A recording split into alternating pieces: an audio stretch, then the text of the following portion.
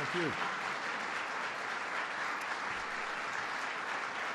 Thank you very much. Thank you. Thank you so much. Please have a seat.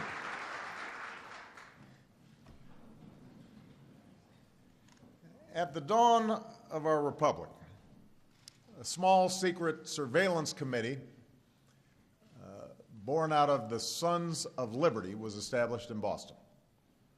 And the group's members included Paul Revere. At night, they would patrol the streets, reporting back any signs that the British were preparing raids against America's early patriots. Throughout American history, intelligence has helped secure our country and our freedoms. In the Civil War, Union balloons reconnaissance tracked the size of Confederate armies by counting the number of campfires. In World War II, code breakers gave us insights into Japanese war plans. And when Patton marched across Europe, intercepted communications helped save the lives of his troops. After the war, the rise of the Iron Curtain and nuclear weapons only increased the need for sustained intelligence gathering. And so, in the early days of the Cold War, President Truman created the National Security Agency, or NSA, to give us insights into the Soviet bloc and provide our leaders with information they needed to confront aggression and avert catastrophe. Throughout this evolution, we benefited from both our Constitution and our traditions of limited government. U.S. intelligence agencies were anchored in a system of checks and balances, with oversight from elected leaders and protections for ordinary citizens. Meanwhile, totalitarian states like East Germany offered a cautionary tale of what could happen when vast, unchecked surveillance turned citizens into informers and persecuted people for what they said in the privacy of their own homes. In fact, even the United States proved not to be immune to the abuse of surveillance. In the 1960s, government spied on civil rights leaders and critics of the Vietnam War. And partly in response to these revelations, additional laws were established in the 1970s to ensure that our intelligence capabilities could not be misused against our citizens. In the long twilight struggle against communism, we had been reminded that the very liberties that we sought to preserve could not be sacrificed at the altar of national security. Now, if the fall of the Soviet Union left America without a competing superpower, emerging threats from terrorist groups and the proliferation of weapons of mass destruction placed new and in some ways more complicated demands on our intelligence agencies. Globalization and the internet made these threats more acute as technology erased borders and empowered individuals to project great violence as well as great good. Moreover, these new threats raised new legal and new policy questions. For while few doubted the legitimacy of spying on hostile states, our framework of laws was not fully adapted to prevent terrorist attacks by individuals acting on their own or acting in small ideologically driven groups on behalf of a foreign power. The horror of September 11th brought all these issues to the fore. Across the political spectrum, Americans recognized that we had to adapt to a world in which a bomb could be built in a basement and our electric grid could be shut down by operators an ocean away. We were shaken by the signs we had missed leading up to the attacks, how the hijackers had made phone calls to known extremists and traveled to suspicious places. So we demanded that our intelligence community improve its capabilities and that law enforcement change practices to focus more on preventing attacks before they happen than prosecuting terrorists after an attack. It is hard to overstate the transformation America's intelligence community had to go through after 9/11. Our agencies suddenly needed to do far more than the traditional mission of monitoring hostile powers and gathering information for policymakers. Instead, they were now asked to identify and target plotters in some of the most remote parts of the world and to anticipate the actions of networks that by their very nature cannot be easily penetrated with spies or informants. And it is a testimony to the hard work and dedication of the men and women of our intelligence community that over the past decade, we've made enormous strides in fulfilling this mission. Today, new capabilities allow intelligence agencies to track who a terrorist is in contact with and follow the trail of his travel or his funding. New laws allow information to be collected and shared more quickly and effectively between federal agencies and state and local law enforcement. Relationships with foreign intelligence services have expanded, and our capacity to repel cyber attacks have been strengthened. And taken together, these efforts have prevented multiple attacks and saved innocent lives, not just here in the United States, but around the globe. And yet, in our rush to respond to a very real and novel set of threats, the risk of government overreach, the possibility that we lose some of our core liberties in pursuit of security also became more pronounced. We saw in the immediate aftermath of 9/11, our government engaged in enhanced interrogation techniques that contradicted our values. As a senator, I was critical of several practices, such as warrantless wiretaps. And all too often, new authorities were instituted without adequate public debate. Through a combination of action by the courts, increased congressional oversight, and adjustments by the previous administration, some of the worst excesses that emerged after 9/11 were curbed by the time I took office. But a variety of factors have continued to complicate America's efforts to both defend our nation and uphold our civil liberties. First, the same technological advances that allow U.S. intelligence agencies to pinpoint an al-Qaeda cell in Yemen or an email between two terrorists in the Sahel also mean that many routine communications around the world are within our reach. And at a time when more and more of our lives are digital, that prospect is disquieting for all of us. Second, the combination of increased digital information and powerful supercomputers offers intelligence agencies the possibility of sifting through massive amounts of bulk data to identify patterns or pursue leads that may thwart impending threats. It's a powerful tool. But the government collection and storage of such bulk data also creates a potential for abuse. Third, the legal safeguards that restrict surveillance against U.S. persons without a warrant do not apply to foreign persons overseas. This is not unique to America. Few, if any, spy agencies around the world constrain their activities beyond their own borders. And the whole point of intelligence is to obtain information that is not publicly available. But America's capabilities are unique. And the power of new technologies means that there are fewer and fewer technical constraints on what we can do. That places a special obligation on us to ask tough questions about what we should do. And finally, intelligence agencies cannot function without secrecy, which makes their work less subject to public debate. Yet there is an inevitable bias, not only within the intelligence community, but among all of us who are responsible for national security, to collect more information about the world, not less.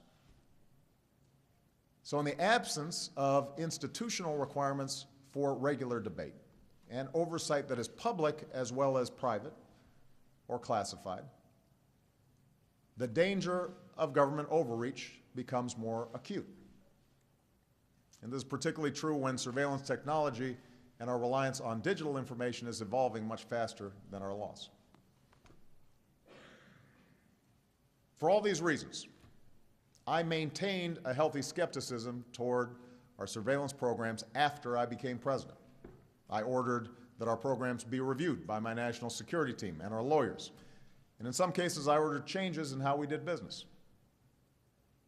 We increased oversight and auditing, including new structures aimed at compliance. Improved rules were proposed by the government and approved by the Foreign Intelligence Surveillance Court. And we sought to keep Congress continually updated on these activities. What I did not do is stop these programs wholesale. Not only because I felt that they made us more secure, but also because nothing in that initial review and nothing that I've learned since indicated that our intelligence community has sought to violate the law or is cavalier about the civil liberties of their fellow citizens. To the contrary, in an extraordinarily difficult job, one in which actions are second-guessed, success is unreported, and failure can be catastrophic, the men and women of the intelligence community, including the NSA, consistently follow protocols designed to protect the privacy of ordinary people. They're not abusing authorities in order to listen to your private phone calls or read your emails. When mistakes are made, which is inevitable in any large and complicated human enterprise, they correct those mistakes. Laboring in obscurity, often unable to discuss their work even with family and friends, the men and women at the NSA know that if another 9/11 or massive cyber attack occurs, they will be asked by Congress and the media why they failed to connect the dots. What sustains those who work at NSA and our other intelligence agencies through all these pressures is the knowledge that their professionalism and dedication play a central role in the defense of our nation.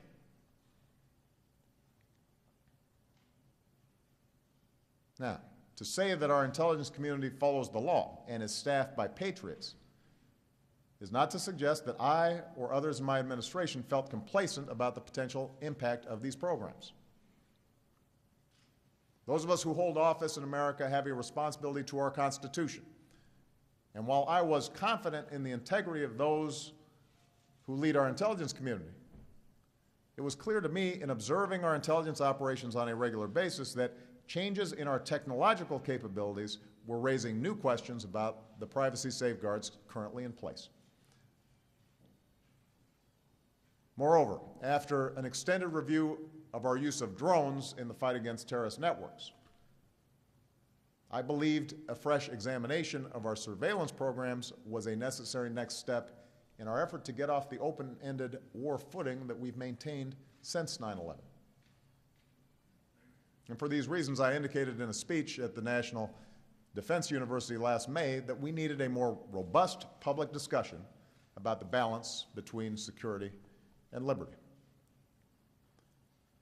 Of course, what I did not know at the time is that within weeks of my speech, an avalanche of unauthorized disclosures would spark controversies at home and abroad that have continued to this day. Now, given the fact of an open investigation, I'm not going to dwell on Mr. Snowden's actions or his motivations. I will say that our nation's defense depends in part on the fidelity of those entrusted with our nation's secrets. If any individual who objects to government policy can take it into their own hands to publicly disclose classified information, then we will not be able to keep our people safe or conduct foreign policy. Moreover, the sensational way in which these disclosures have come out has often shed more heat than light, while revealing methods to our adversaries that could impact our operations in ways that we may not fully understand for years to come. Regardless of how we got here, though, the task before us now is greater than simply repairing the damage done to our operations or preventing more disclosures from taking place in the future. Instead, we have to make some important decisions about how to protect ourselves and sustain our leadership in the world while upholding the civil liberties and privacy protections that our ideals and our Constitution require.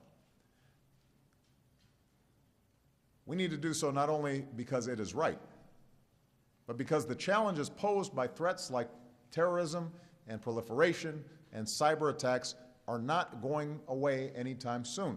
They are going to continue to be a major problem. And for our intelligence community to be effective over the long haul, we must maintain the trust of the American people and people around the world. This effort will not be completed overnight. And given the pace of technological change, we shouldn't expect this to be the last time America has this debate. But I want the American people to know that the work has begun. Over the last 6 months, I created an outside review group on intelligence and communications technologies to make recommendations for reform. I consulted with the Privacy and Civil Liberties Oversight Board, created by Congress. I've listened to foreign partners, privacy advocates, and industry leaders. My administration has spent countless hours considering how to approach intelligence in this era of diffuse threats and technological revolution. So before outlining specific changes that I've ordered, let me make a few broad observations that have emerged from this process.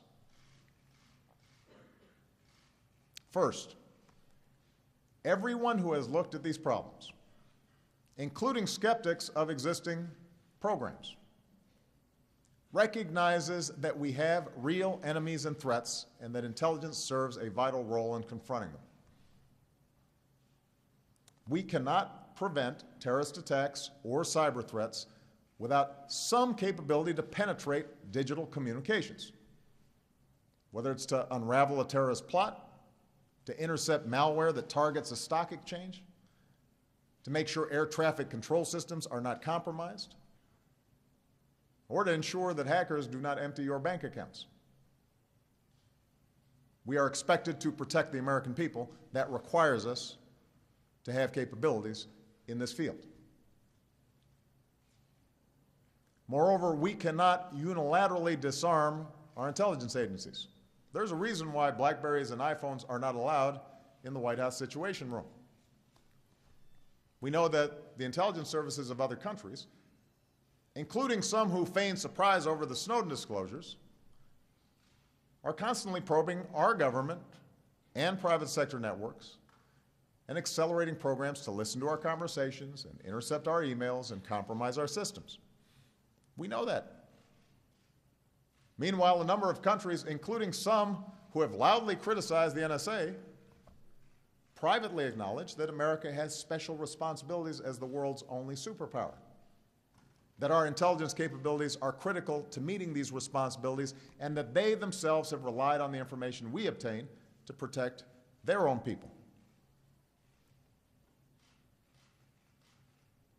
Second, just as ardent civil libertarians recognize the need for robust intelligence capabilities, those with responsibilities for our national security readily acknowledge the potential for abuse as intelligence capabilities advance and more private information is digitized.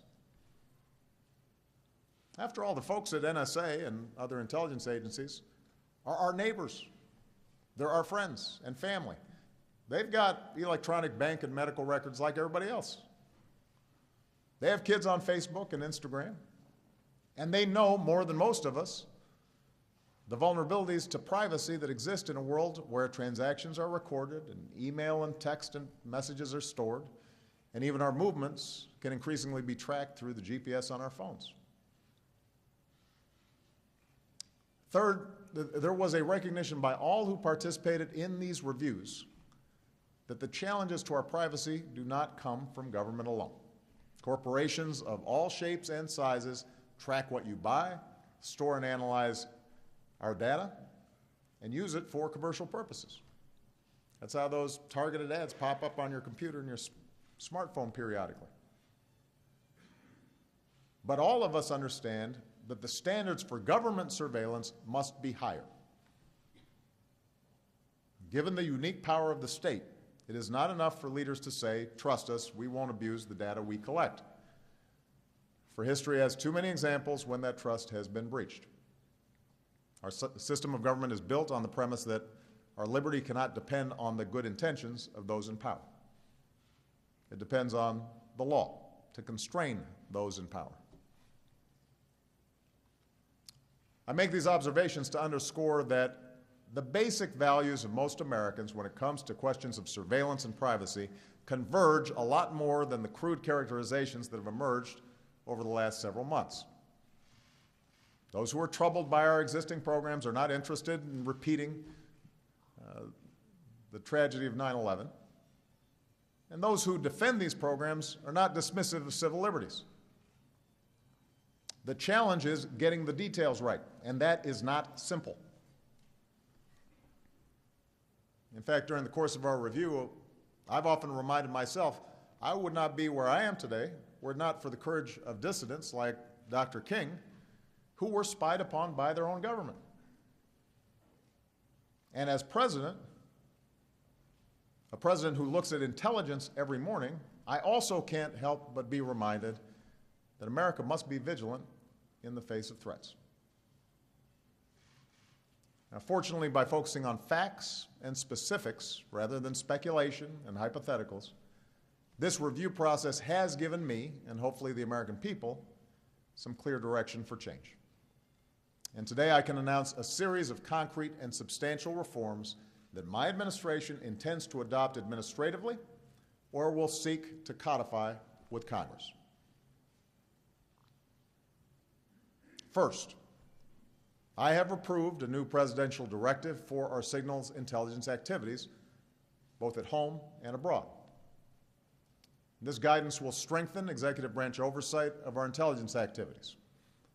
It will ensure that we take into account our security requirements, but also our alliances, our trade and investment relationships, including the concerns of American companies, and our commitment to privacy and basic liberties.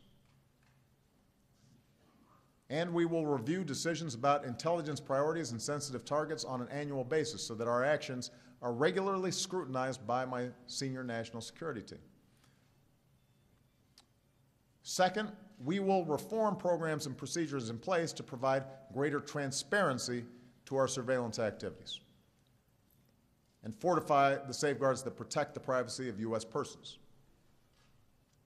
Since we began this review, including information being released today, we've declassified over 40 opinions and orders of the Foreign Intelligence Surveillance Court, which provides judicial review of some of our most sensitive intelligence activities, including the Section 702 program targeting foreign individuals overseas and the Section 215 telephone metadata program.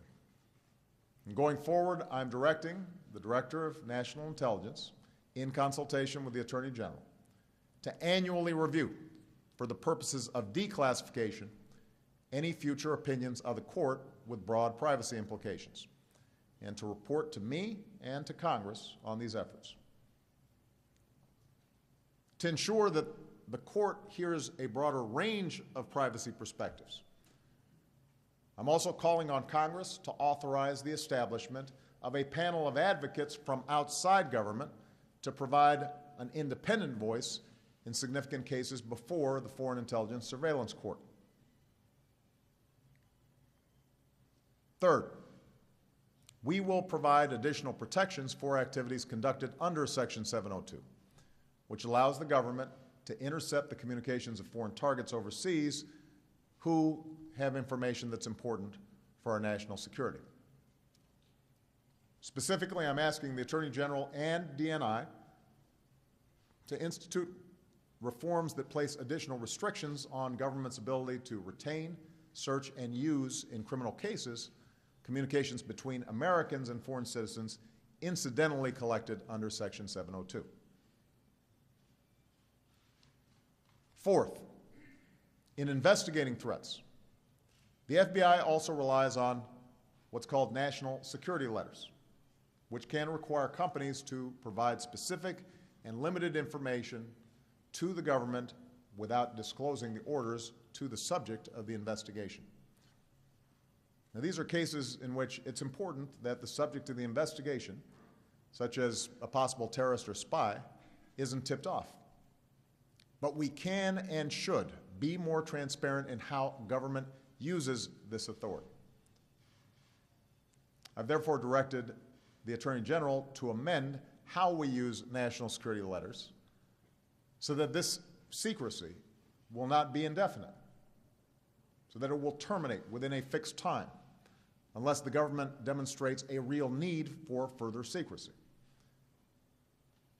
We will also enable communications providers to make public more information than ever before about the orders that they have received to provide data to the government. This brings me to the program that has generated the most controversy these past few months: the bulk collection of telephone records under Section 215. Let me repeat what I said when this story first broke. This program does not involve the content of phone calls or the names of people making calls. Instead, it provides a record of phone numbers and the times and lengths of calls. Metadata that can be queried if and when we have a reasonable suspicion that a particular number is linked to a terrorist organization. Why is this necessary? The program grew out of a desire to address a gap identified after 9/11. One of the 9/11 hijackers, Khalid al-Mindar, made a phone call from San Diego to a known al-Qaeda safe house in Yemen. NSA saw that call, but it could not see that the call was coming from an individual already in the United States. The telephone metadata program under Section 215 was designed to map the communications of terrorists so we can see who they may be in contact with as quickly as possible. And this capability could also prove valuable in a crisis. For example, if a bomb goes off in one of our cities and law enforcement is racing to determine whether a network is poised to conduct additional attacks, time is of the essence. Being able to quickly review phone connections to assess whether a network exists is critical to that effort. In sum, the program does not involve the NSA examining the phone records of ordinary Americans. Rather, it consolidates these records into a database that the government can query if it has a specific lead. A consolidation of phone records that the companies already retain for business purposes. The review group turned up no indication that this database has been intentionally abused, and I believe it is important that the capability that this program is designed to meet is preserved. Having said that, I believe critics are right to point out that without proper safeguards, this type of program could be used to yield more information about our private lives and open the door to more intrusive bulk collection programs in the future. They're also right to point out that although the telephone bulk collection program was subject to oversight by the Foreign Intelligence Surveillance Court and has been reauthorized repeatedly by Congress, it has never been subject to vigorous public debate. For all these reasons, I believe we need a new approach. I am therefore ordering a transition that will end the Section 215 bulk metadata program as it currently exists and establish a mechanism that preserves the capabilities we need without the government holding this bulk metadata. This will not be simple. The review group recommended that our current approach be replaced by one in which the providers or a third party retain the bulk records, with government accessing information as needed. Both of these options pose difficult problems. Relying solely on the records of multiple providers, for example, could require companies to alter their procedures in ways that raise new privacy concerns. On the other hand, any third party maintaining a single consolidated database would be carrying out what's essentially a government function, but with more expense, more legal ambiguity, potentially less accountability, all of which would have a doubtful impact on increasing public confidence that their privacy is being protected. During the review process, some suggested that we may also be able to preserve the capabilities we need through a combination of existing authorities, better information sharing, and recent technological advances. But more work needs to be done to determine exactly how this system might work. Because of the challenges involved, I've ordered that the transition away from the existing program will proceed in 2 steps.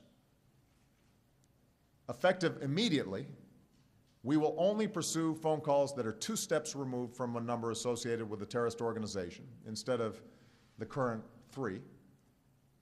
And I have directed the Attorney General to work with the Foreign Intelligence Surveillance Court so that during this transition period, the database can be queried only after a judicial finding or in the case of a true emergency.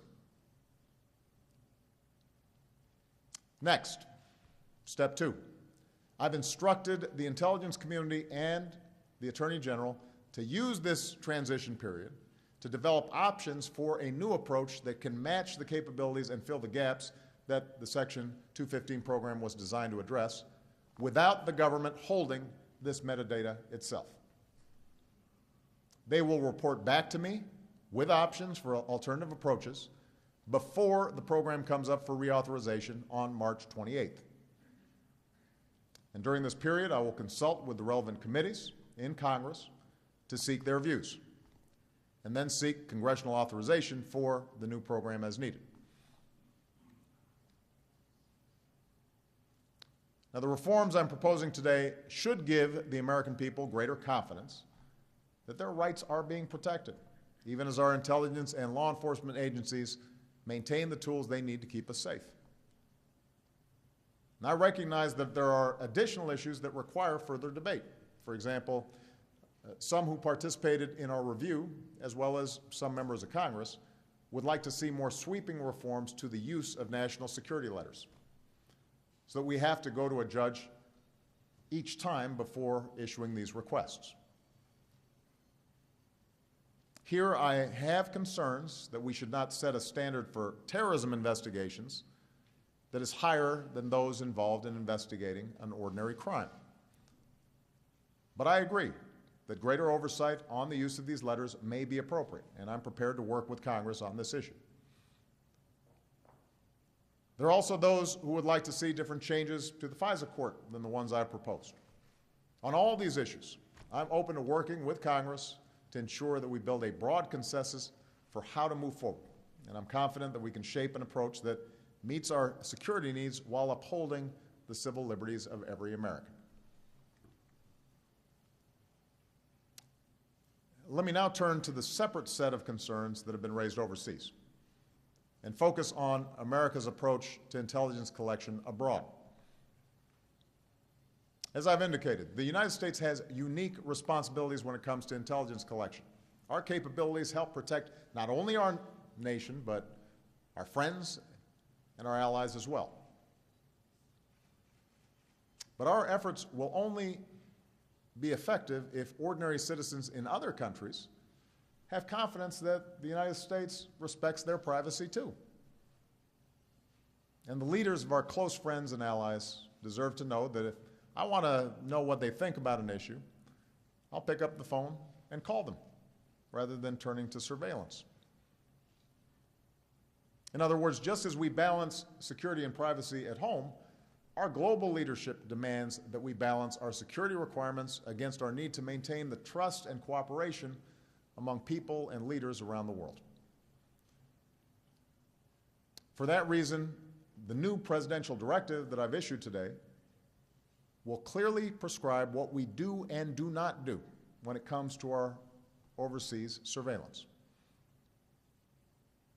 To begin with, the directive makes clear that the United States only uses signals intelligence for legitimate national security purposes and not for the purpose of indiscriminately reviewing the emails or phone calls of ordinary folks. I've also made it clear that the United States does not collect intelligence to suppress criticism or dissent, nor do we collect intelligence to disadvantage people on the basis of their ethnicity or race or gender or sexual orientation or religious beliefs. We do not collect intelligence to provide a competitive advantage to U.S. companies or U.S. commercial sectors.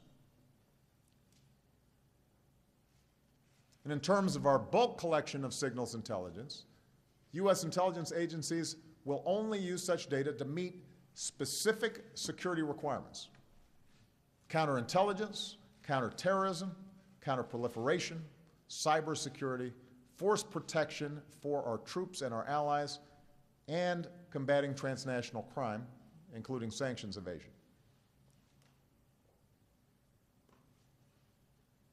In this directive, I have taken the unprecedented step of extending certain protections that we have for the American people to people overseas.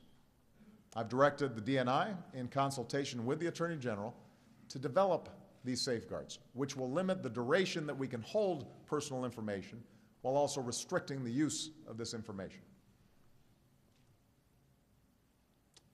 The bottom line is that people around the world, regardless of their nationality, should know that the United States is not spying on ordinary people who don't threaten our national security, and that we take their privacy concerns into account in our policies and procedures.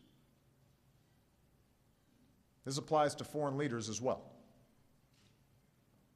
Given the understandable attention that this issue has received, I've made clear to the intelligence community that unless there is a compelling national security purpose, we will not monitor the communications of heads of state and government of our close friends and allies. And I've instructed my national security team, as well as the intelligence community, to work with foreign counterparts to deepen our coordination and cooperation in ways that rebuild trust going forward. Now, let me be clear.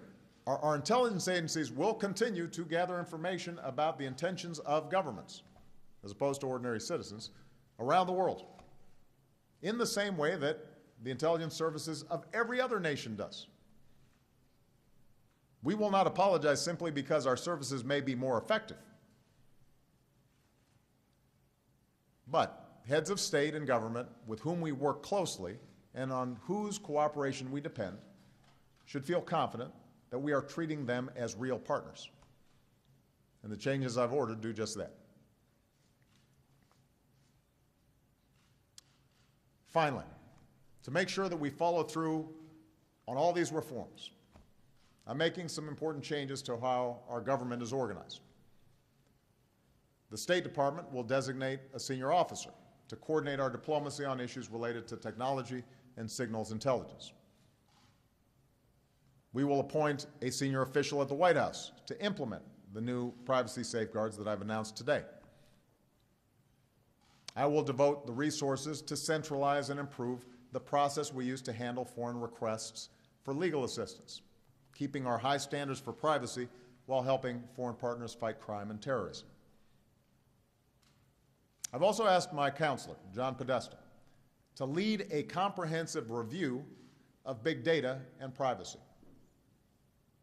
And this group will consist of government officials who, along with the President's Council of Advisors on Science and Technology, will reach out to privacy experts, technologists, and business leaders and look how the challenges inherent in big data are being confronted by both the public and private sectors.